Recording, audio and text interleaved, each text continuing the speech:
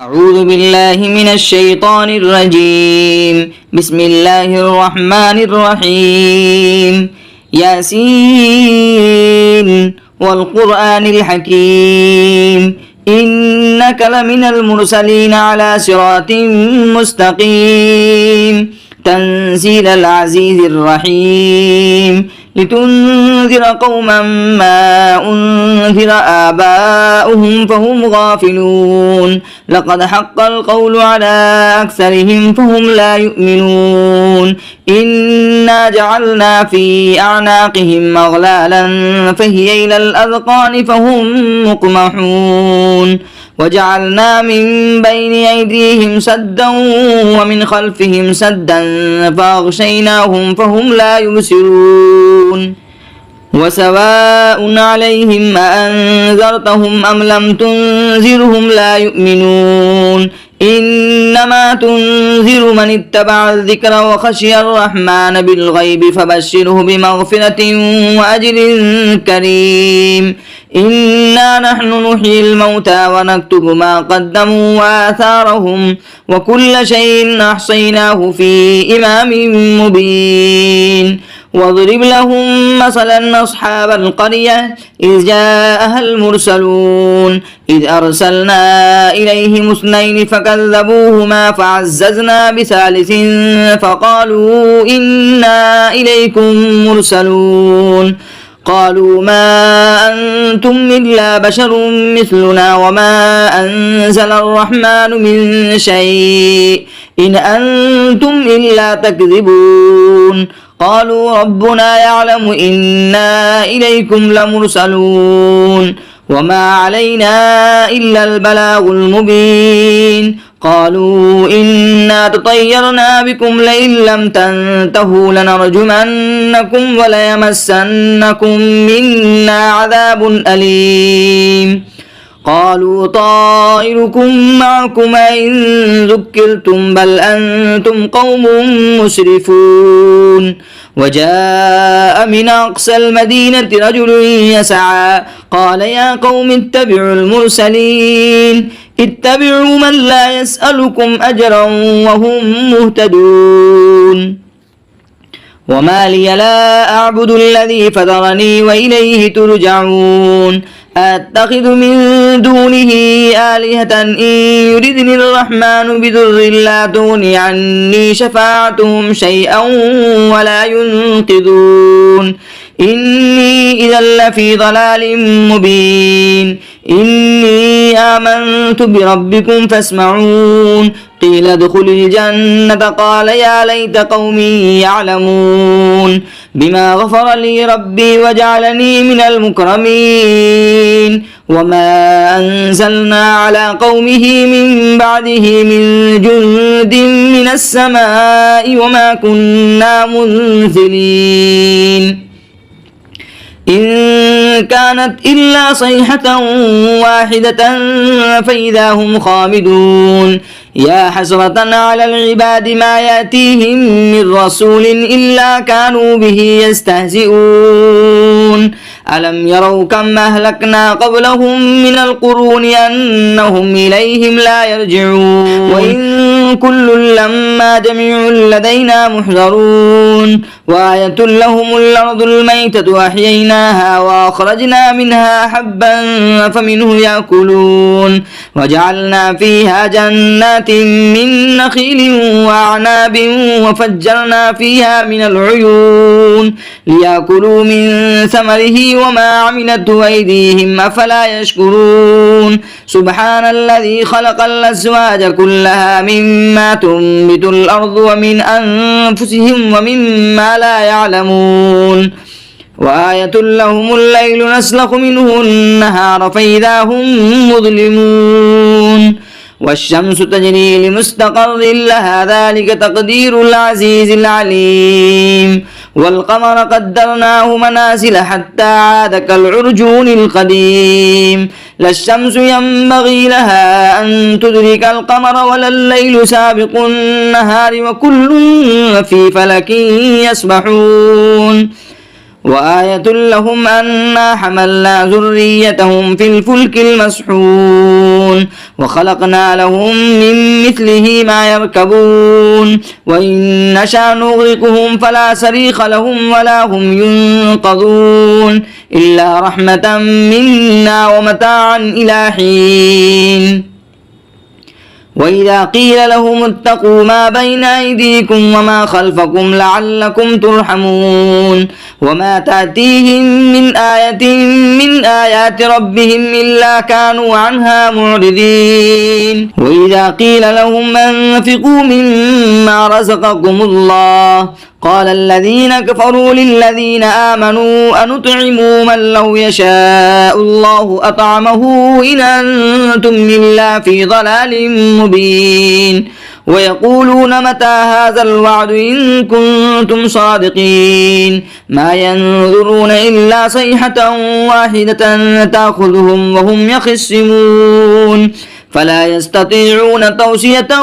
ولا إلى أهلهم يرجعون. ونفخ في السور فإذا هم من الأجداث إلى ربهم ينسلون قالوا يا ويلنا من بعثنا من مرقدنا هذا ما وعد الرحمن وصدق المرسلون إن كانت إلا صيحة واحدة فإذا هم جميع لدينا محضرون فاليوم لا تظلم نفس شيئا ولا تجزون إلا ما كنتم تعملون إن أصحاب الجنة اليوم في شغل فاكهون هم وأزواجهم في ظلال على الأرائك متكئون لهم فيها فاكهة ولهم ما يدعون سلام قولا من رب رحيم. وامتازوا اليوم أيها المجرمون ألم عاهد إليكم يا بني آدم ألا تعبدوا الشيطان إنه لكم عدو مبين وأن اعبدوني هذا صراط مستقيم. ولقد أضل منكم جبلا كثيرا فلم تكونوا تعقلون هذه جهنم التي كنتم توعدون اصلوها اليوم بما كنتم تكفرون اليوم نختم على أفواههم وتكلمنا أيديهم وتشهد أرجلهم بما كانوا يكسبون ولو نشاء لطمسنا على أعينهم فاستبقوا الصراط فأنى يبصرون ولو نشاء لمسخناهم على مكانتهم فما استطاعوا مضيا ولا يرجعون ومن نعمره ننكسه في الخلق أفلا يعقلون وما علمناه الشعر وما ينبغي له إن هو إلا ذكر وقرآن مبين لينذر من كان حيا ويحق القول على الكافرين. أولم يروا أنا خلقنا لهم مما عملت أيدينا أنعاما فهم لها مالكون وظللناها لهم فمنها ركوبهم ومنها يأكلون ولهم فيها منافع ومشارب أفلا يشكرون. واتخذوا من دون الله آلهة لعلهم ينصرون لا يستطيعون نصرهم وهم لهم جند محضرون فلا يحزنك قولهم إنا نعلم ما يسرون وما يعلنون. أولم يرى الإنسان أنا خلقناه من نطفة فإذا هو خصيم مبين وضرب لنا مثلا ونسي خلقه قال من يحيي العظام وهي رميم قل يحييها الذي أنشاها أول مرة وهو بكل خلق عليم الذي جعل لكم من الشجر الأخضر نارا فإذا أنتم منه توقدون أوليس الذي خلق السماوات والأرض بقادر على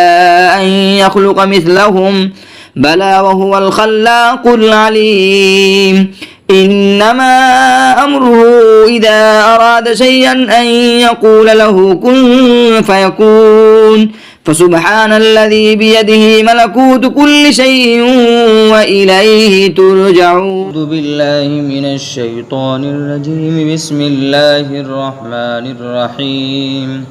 الحمد لله الذي أنزل على عبده الكتاب ولم يجعل له عوجا قيما لينذر بأسا شديدا من لدنه ويبشر المؤمنين الذين يعملون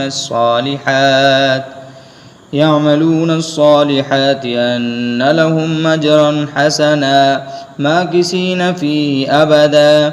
وينذر الذين قالوا اتخذ الله ولدا ما لهم به من علم ولا لآبائهم كبرت كلمة تخرج من أفواههم إن يقولون إلا كذبا فلعلك باخع نفسك على آثارهم إن لم يؤمنوا بهذا الحديث أسفا إنا جعلنا ما على الأرض زينة لها لنبلوهم أيهم أحسن عملا وإنا لجاعلون ما عليها سعيدا جرزا أم حسبت أن أصحاب الكهف والرقيم كانوا من آياتنا عجبا إذ أوى الفتية إلى الكهف فقالوا ربنا آتنا من لدنك رحمة وهيئ لنا من أمرنا رشدا فضربنا على آذانهم في الكهف سنين عددا ثم بعثناهم لنعلم أي الحزبين يحصى لما لبثوا أمدا نحن نقص عليك نباهم بالحق إنهم فتية آمنوا بربهم وزدناهم هدى وربطنا على قلوبهم إذ قاموا فقالوا ربنا رب السماوات والأرض لن ندعو من دونه إلها لقد قلنا إذا شططا هؤلاء قوم اتخذوا من دونه آلهة لولا ياتون عليهم بسلطان بين فمن أظلم ممن افترى على الله كذبا فأووا إلى الكهف ينشر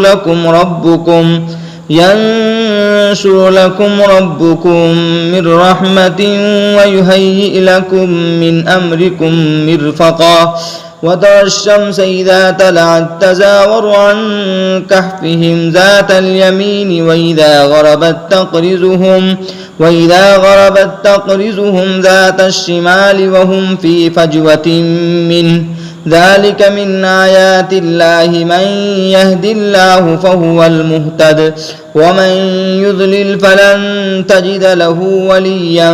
مرشدا وتحسبهم أيقاظا وهم رقود ونقلبهم ذات اليمين وذات الشمال وكلبهم باسط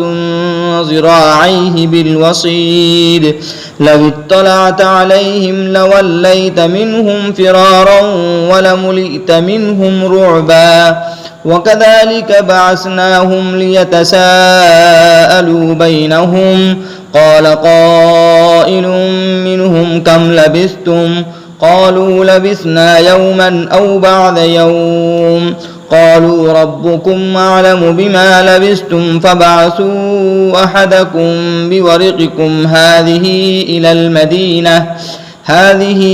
إلى المدينة فلينظر أيها أزكى طعاما فليأتكم برزق منه وليتلطف ولا يشعرن بكم أحدا إنهم إن يظهروا عليكم يرجموكم أو يعيدكم في ملتهم ولن تفلحوا إذا أبدا وكذلك عثرنا عليهم ليعلموا أن وعد الله حق وأن الساعة لا ريب فيها إذ يتنازعون بينهم أمرهم فقالوا ابنوا عليهم بنيانا ربهم أعلم بهم قال الذين غلبوا على أمرهم لنتخذن عليهم مسجدا سيقولون ثلاثة رابعهم كلبهم ويقولون 5 سادسهم كلبهم رجما بالغيب ويقولون 7 وثامنهم كلبهم قل ربي أعلم بعدتهم ما يعلمهم إلا قليل فلا تمار فيهم إلا مراء ظاهرا ولا تستفت فيهم منهم أحدا ولا تقولن لشيء إني فاعل ذلك غدا إلا أن يشاء الله واذكر ربك إذا نسيت وقل عسى أن يهديني ربي ليقرب من هذا رشدا ولبثوا في كهفهم 300 سنين وازدادوا 9 قل الله أعلم بما لبثوا له غيب السماوات والأرض أبصر به وأسمع ما لهم من دونه من ولي ولا يشرك في حكمه أحدا واتل ما أوحي إليك من كتاب ربك لا مبدل لكلماته ولن تجد من دونه ملتحدا واصبر نفسك مع الذين يدعون ربهم بالغداة والعشي يريدون وجهه ولا تعد عيناك عنهم تريد زينة الحياة الدنيا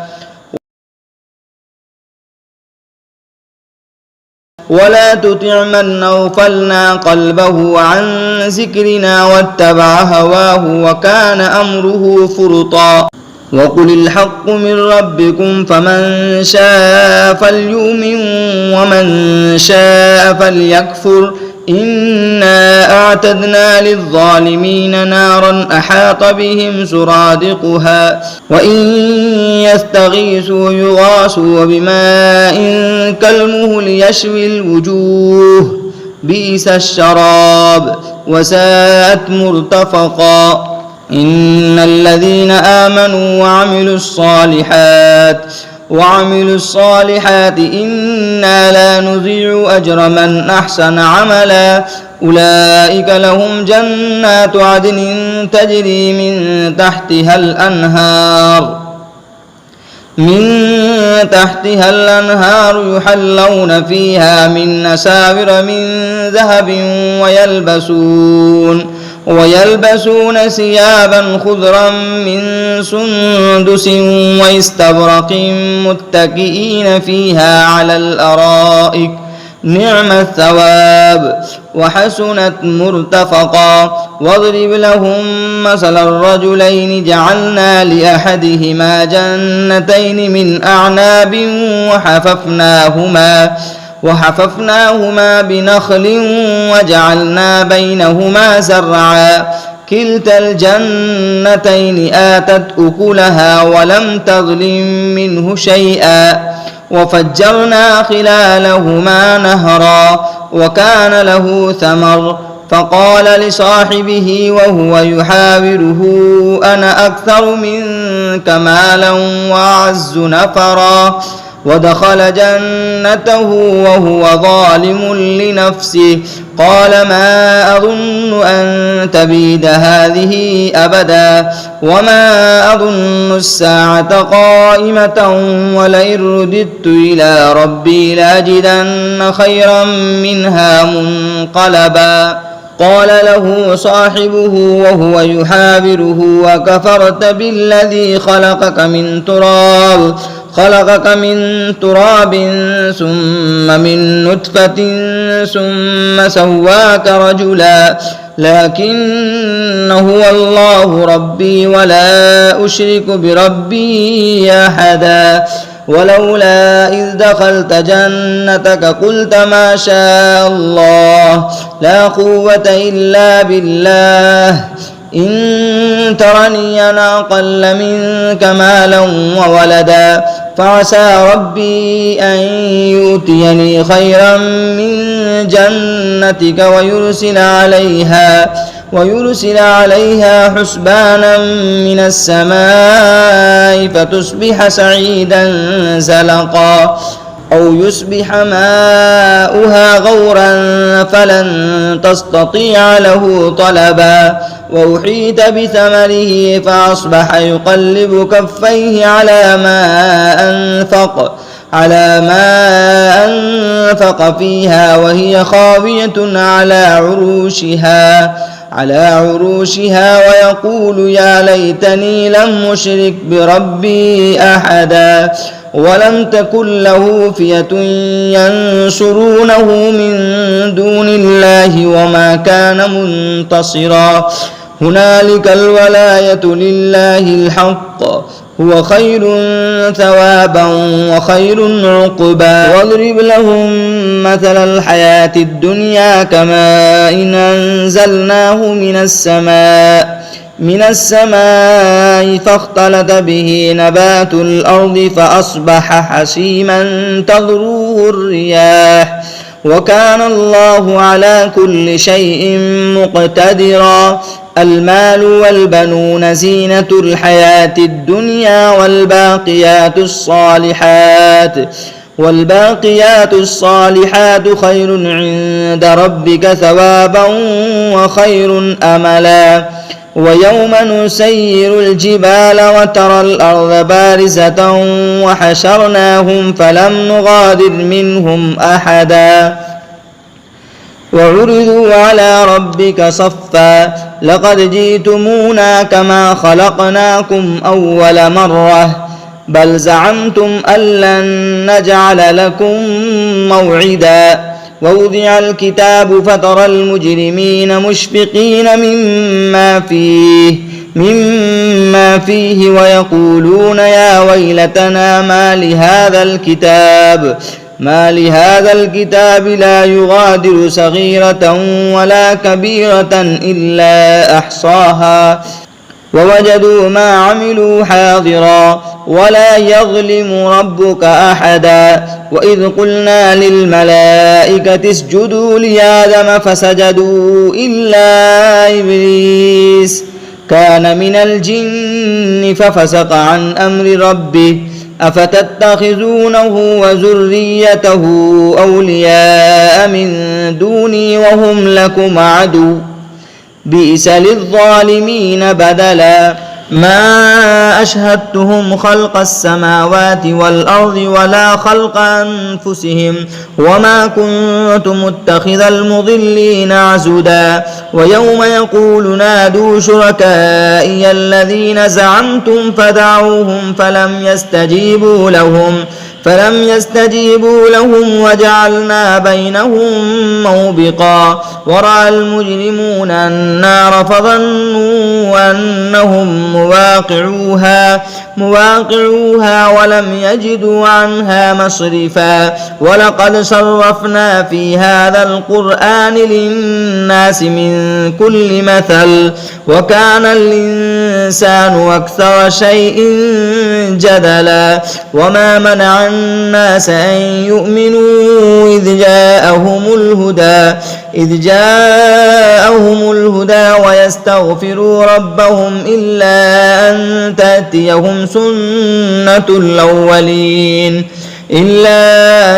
تأتيهم سنة الأولين أو يأتيهم عذاب قبلا وما نرسل المرسلين إلا مبشرين ومنذرين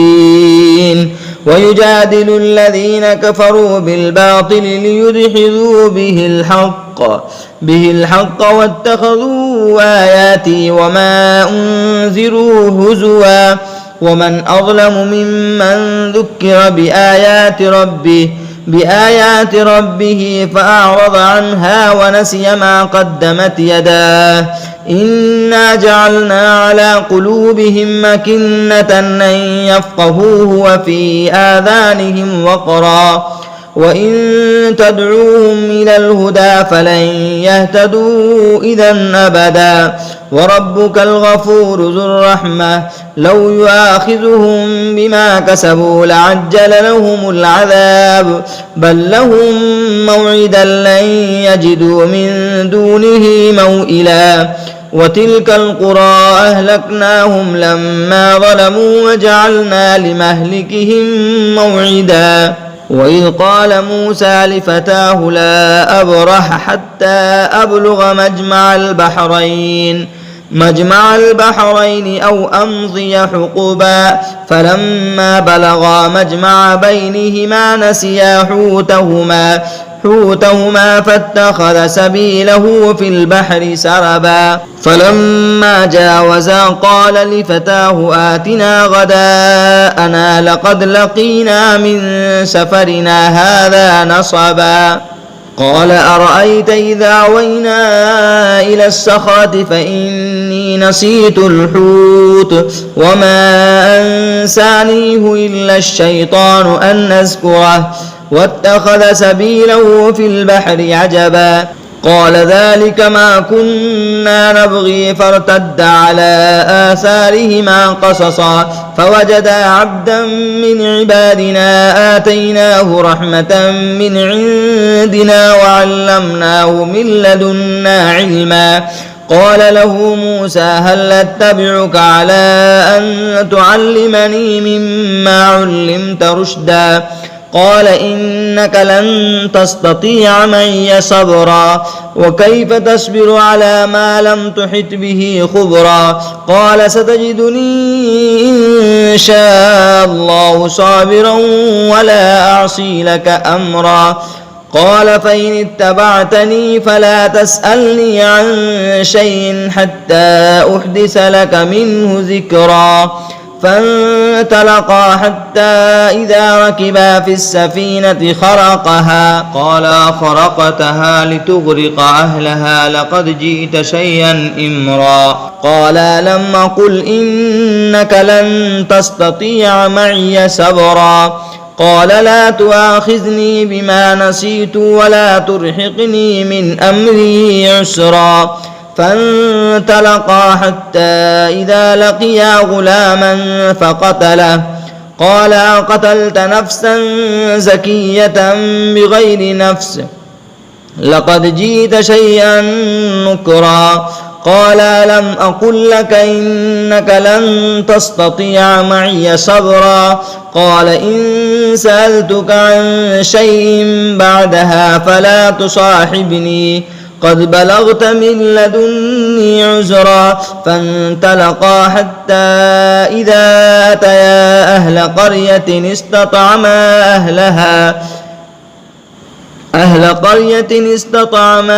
أهلها فابوا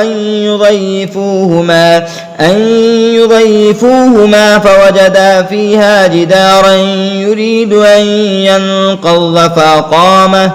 قال لو شئت لاتخذت عليه أجرا قال هذا فراق بيني وبينك سأنبئك بتأويل ما لم تستطع عليه صبرا أما السفينة فكانت لمساكين يعملون في البحر فأردت أن أعيبها وكان وراءهم ملك يأخذ كل سفينة غصبا وأما الغلام فكان أبواه مؤمنين فخشينا أن يرهقهما طغيانا وكفرا فأردنا أن يبدلهما ربهما خيرا منه زكاة وأقرب رحما وأما الجدار فكان لغلامين يتيمين في المدينة وكان تحته كنز لهما وكان أبوهما صالحا فأراد ربك أن يبلغا أشدهما ويستخرجا كنزهما رحمة من ربك وما فعلته عن أمري ذلك تأويل ما لم تسطع عليه صبرا ويسألونك عن ذي القرنين قل سأتلو عليكم منه ذكرا إنا مكنا له في الأرض وآتيناه من كل شيء سببا فأتبع سببا حتى إذا بلغ مغرب الشمس وجدها تغرب في عين حمية ووجد عندها قلنا يا ذا القرنين إما أن تعذب وإما أن تتخذ فيهم حسنا قال أما من ظلم فسوف نعذبه ثم يرد إلى ربه فيعذبه عذابا نكرا وأما من آمن وعمل صالحا فله جزاء الحسنى وسنقول له من أمرنا يسرا ثم أتبع سببا حتى إذا بلغ مطلع الشمس وجدها تطلع على قوم لم نجعل لهم من دونها سترا كذلك وقد أحطنا بما لديه خبرا ثم أتبع سببا حتى إذا بلغ بين السدين وجد من دونهما قوما لا يكادون يفقهون قولا قالوا يا ذا القرنين إن يأجوج وماجوج مفسدون في الأرض فهل نجعل لك خرجا على أن تجعل بيننا وبينهم سدا قال ما مكني فيه ربي خير فاعينوني بقوة نجعل بينكم وبينهم ردما آتوني زبر الحديد حتى إذا ساوى بين الصدفين قال انفخ حتى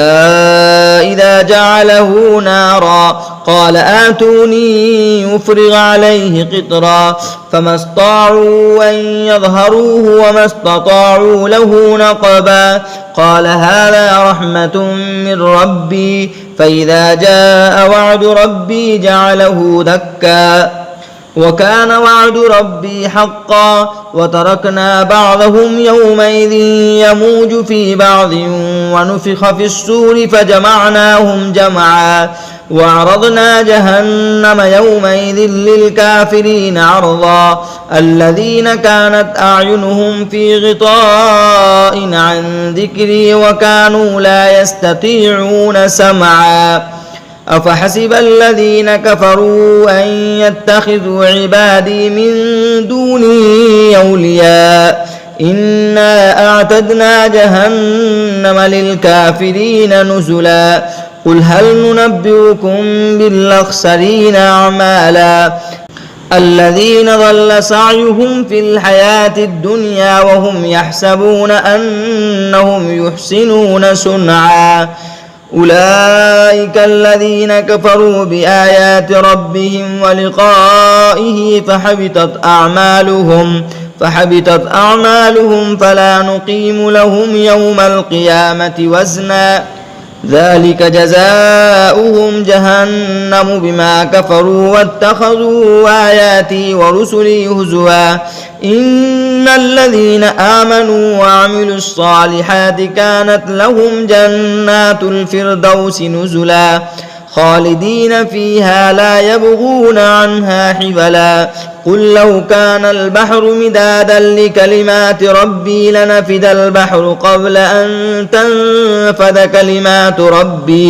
كلمات ربي ولو جئنا بمثله مددا قل إنما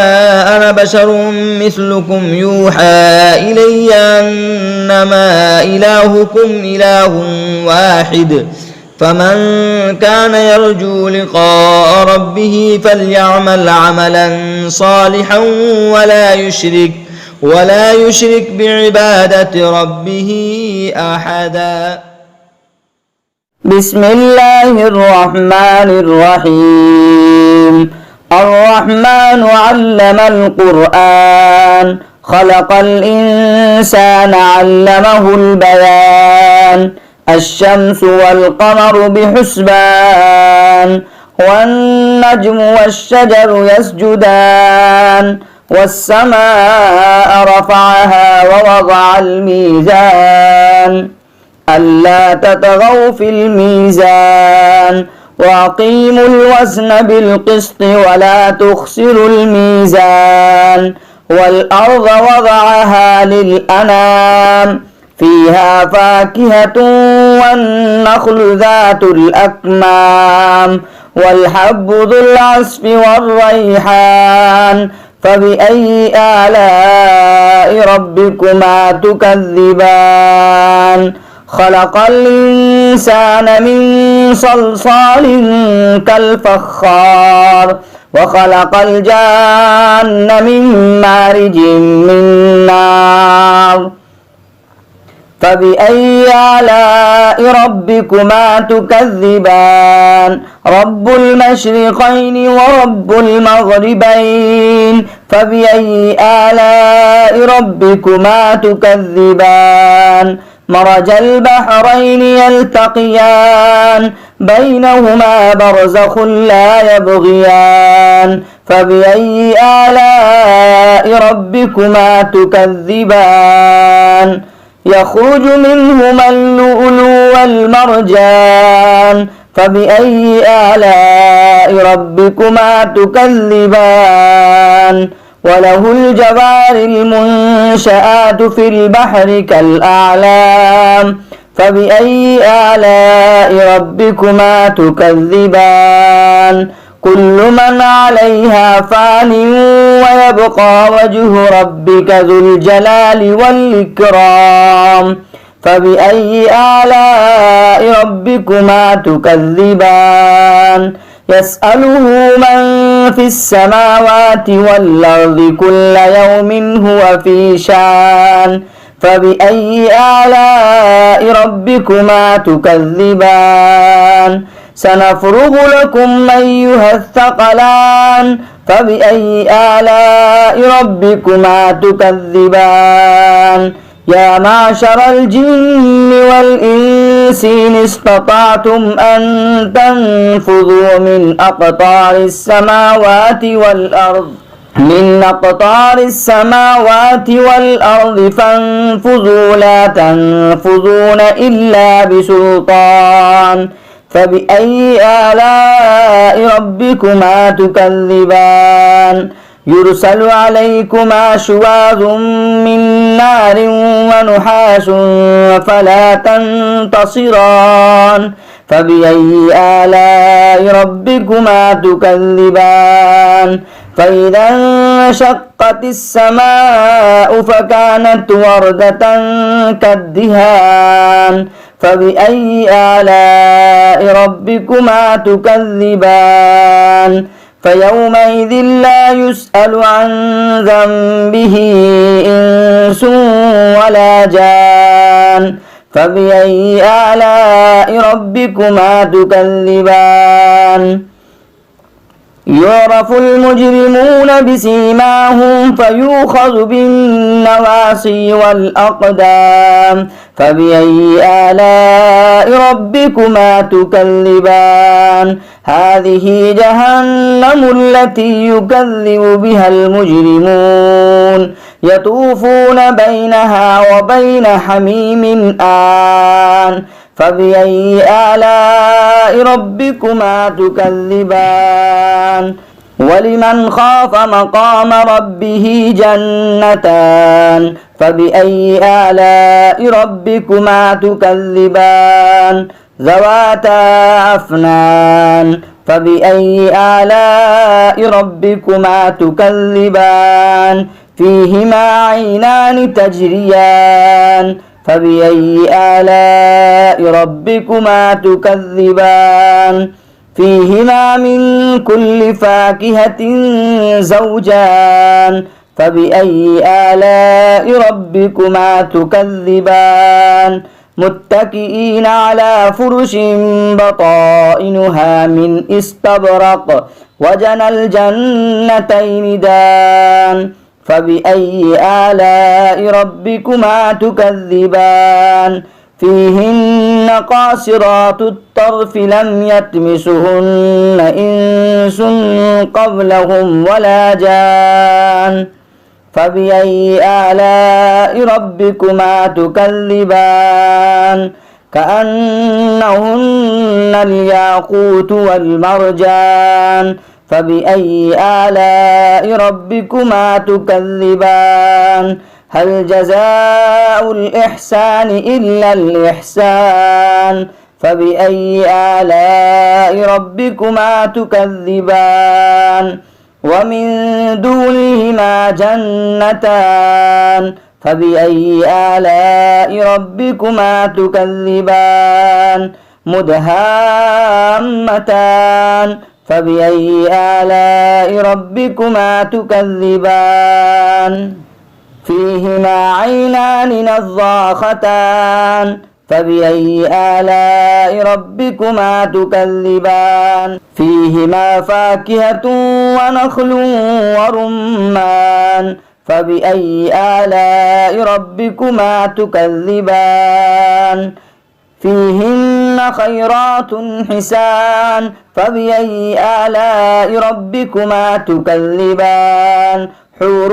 مقصورات في الخيام فبأي آلاء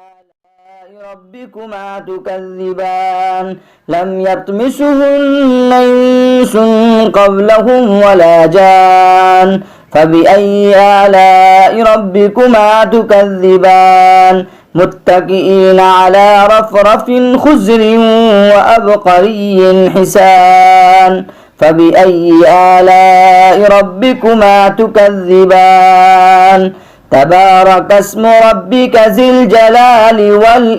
والإكرام أعوذ بالله من الشيطان الرجيم بسم الله الرحمن الرحيم إذا وقعت الواقعة ليس لوقعتها كاذبة خافضة رافعة إذا رجت الأرض رجا وبست الجبال بسا فكانت هباء منبثا وكنتم أزواجا ثلاثة فأصحاب الميمنة ما أصحاب الميمنة وأصحاب المشأمة ما أصحاب المشأمة والسابقون السابقون أولئك المقربون في جنات النعيم ثلة من الأولين وقليل من الآخرين على سرر موضونة متكئين عليها متقابلين يطوف عليهم ولدان مخلدون بأكواب وأباريق وكأس من معين لا يصدعون عنها ولا ينزفون وفاكهة مما يتخيرون ولحم طير مما يشتهون وحور عين كأمثال اللؤلؤ المكنون جزاء بما كانوا يعملون لا يسمعون فيها لغوا ولا تأثيما إلا قيلا سلاما سلاما وأصحاب اليمين ما أصحاب اليمين في سدر مخضود وطلح منضود وظل ممدود وماء مسكوب وفاكهة كثيرة لا مقطوعة ولا ممنوعة وفرش مرفوعة إنا أنشأناهن إنشاء فجعلناهن أبكارا عربا أترابا لأصحاب اليمين ثلة من الأولين وثلة من الآخرين وأصحاب الشمال ما أصحاب الشمال في سموم وحميم وظل من يحموم لا بارد ولا كريم إنهم كانوا قبل ذلك مترفين وكانوا يصرون على الحنث العظيم وكانوا يقولون إذا متنا وكنا ترابا وعظاما أئنا لمبعوثون أو آباؤنا الأولون قل إن الأولين والآخرين لمجموعون إلى ميقات يوم معلوم ثم إنكم أيها الضالون المكذبون لآكلون من شجر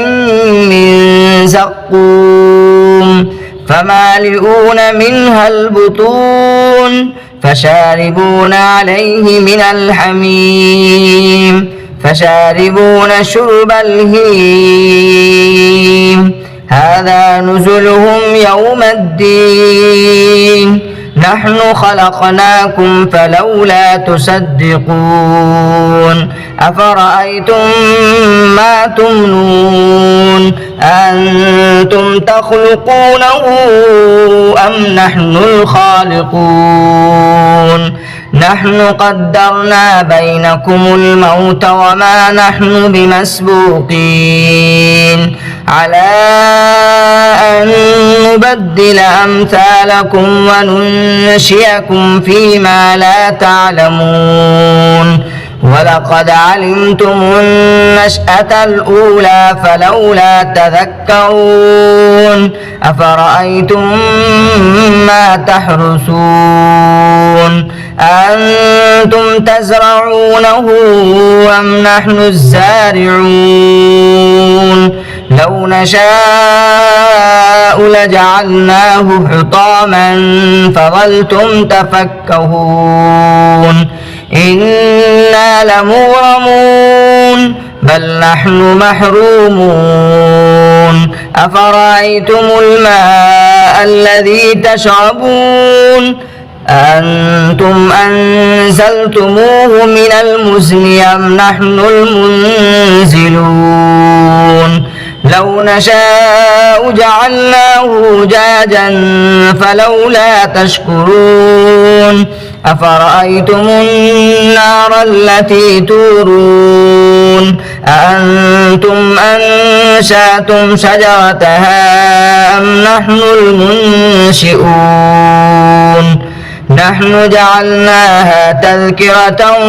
ومتاعا للمقوين فسبح باسم ربك العظيم فلا أقسم بمواقع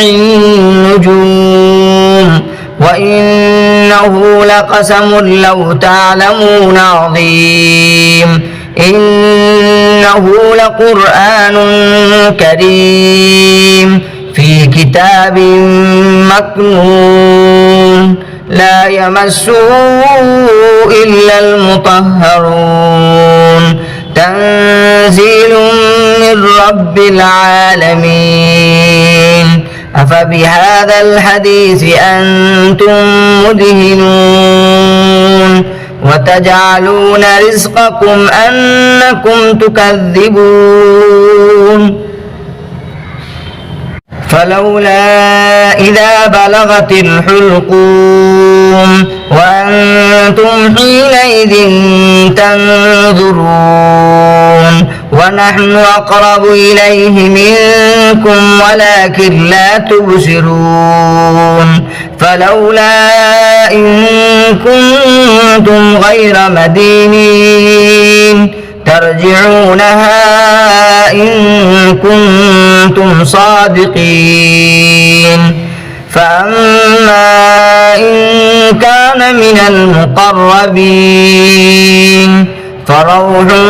وريحان وجنة نعيم وأما إن كان من أصحاب اليمين فسلام لك من أصحاب اليمين وأما إن كان من المكذبين الضالين فنزل من حميم وتصلية جحيم إن هذا لهو حق اليقين فسبح باسم ربك العظيم صدق الله العظيم. أعوذ بالله من الشيطان الرجيم. بسم الله الرحمن الرحيم. تبارك الذي بيده الملك وهو على كل شيء قدير الذي خلق الموت والحياة ليبلوكم أيكم أحسن عملا وهو العزيز الغفور الذي خلق 7 سماوات طباقا ما ترى في خلق الرحمن من تفاوت فارجع البصر هل ترى من فطور ثم ارجع البصر كرتين ينقلب إليك البصر خاشعا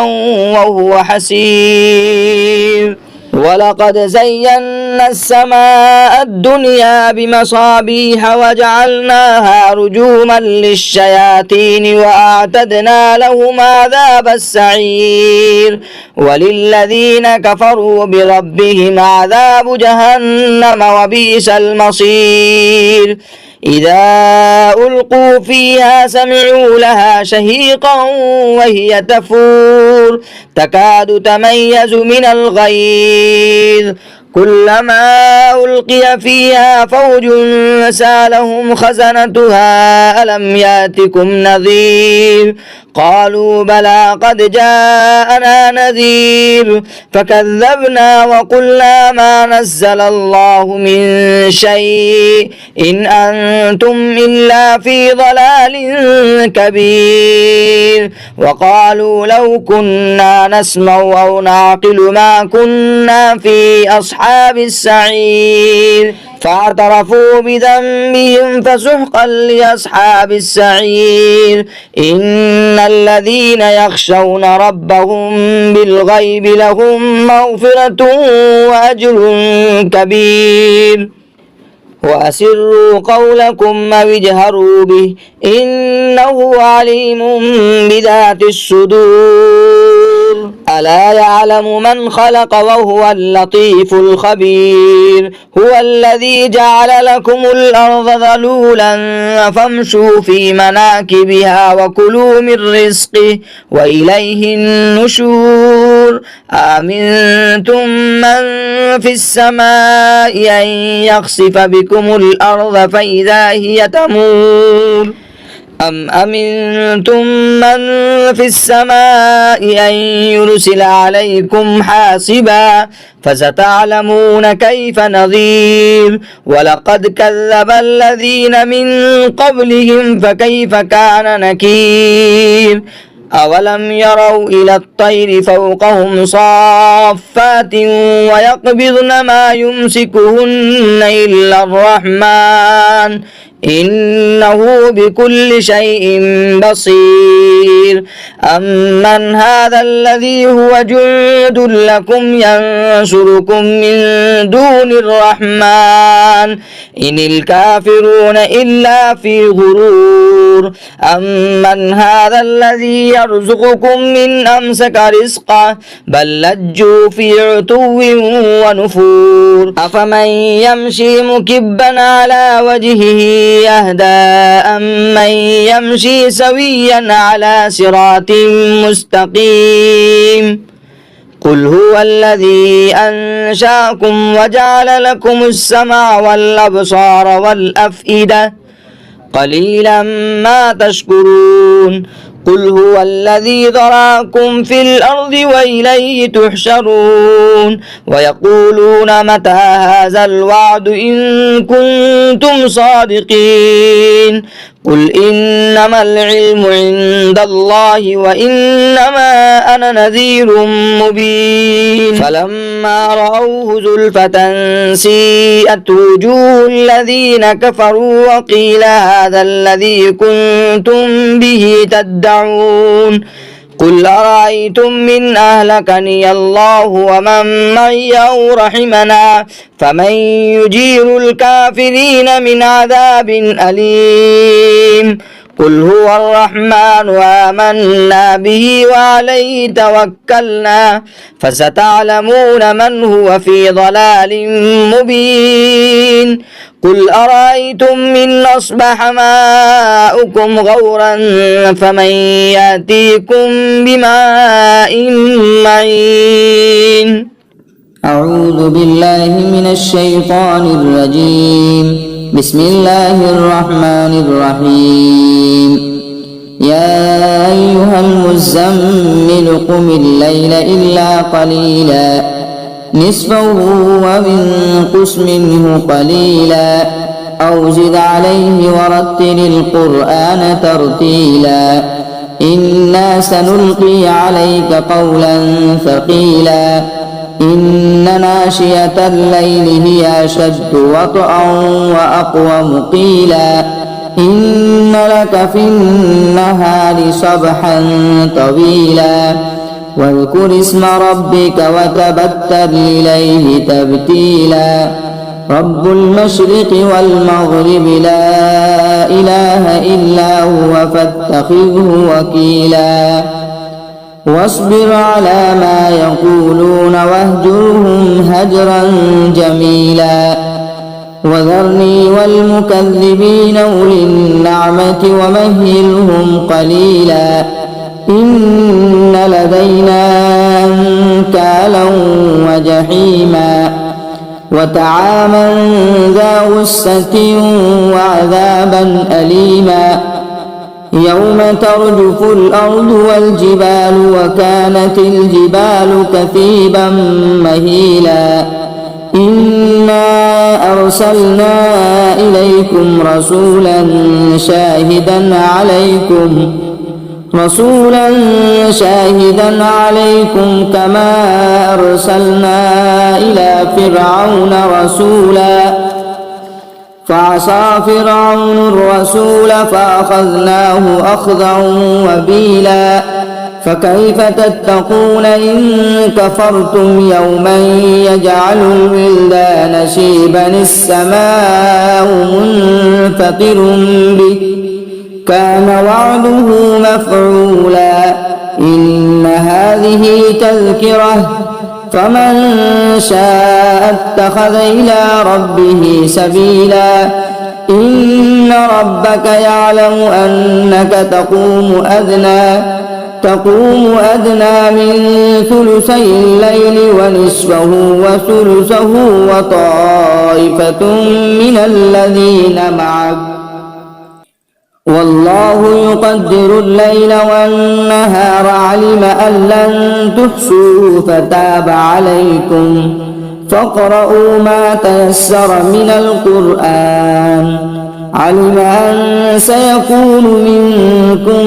مرضى وآخرون يضربون في الأرض يبتغون من فضل الله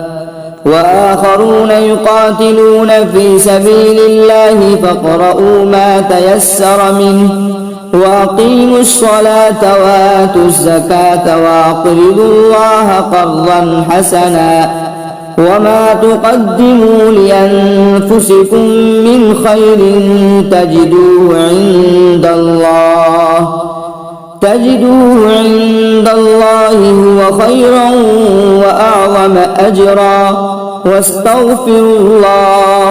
إن الله غفور رحيم صدق الله العظيم. الرحمن الرحيم إذا زلزلت الأرض زلزالها وأخرجت الأرض أثقالها وقال الإنسان ما لها يومئذ تحدث أخبارها بأن ربك أوحى لها يومئذ يصدر الناس أشتاتا ليروا أعمالهم فمن يعمل مثقال ذرة خيرا يره ومن يعمل مثقال ذرة شرا يره بسم الله الرحمن الرحيم والعاديات ضبحا فالموريات قدحا فالمغيرات صبحا